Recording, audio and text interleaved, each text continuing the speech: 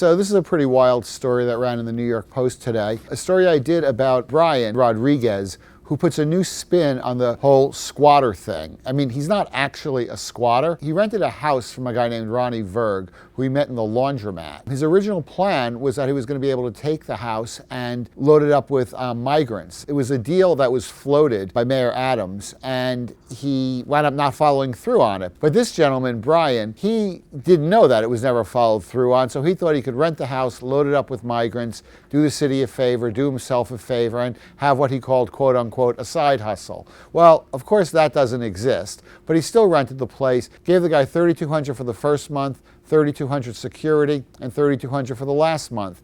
He loaded it up with people who needed a place to sleep. They paid him their money, and it all looked good.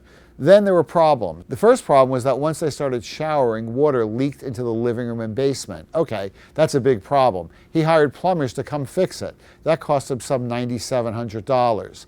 Then he had to clean the place up. He spent a lot of money on fixing it up, but he felt like, okay, it's going to pay off because I'm going to have these tenants, and this guy, Ronnie Verg, the so-called broker that he met in the laundromat, he said, yeah, skip the February rent, don't worry about it. That was easy for him to say because he wasn't really representing the house. The house is actually owned by a lady who inherited it from her parents, and she came over there and then saw a bunch of people living in the house and flipped out, and now she wants her house back. This fellow, Brian Rodriguez, he's taken a lot of heat. He meant well. He thought he was going to have a side hustle for himself, but he wound up working with a broker who appears to be a rogue real estate broker who rented him a house that he really did not have access to.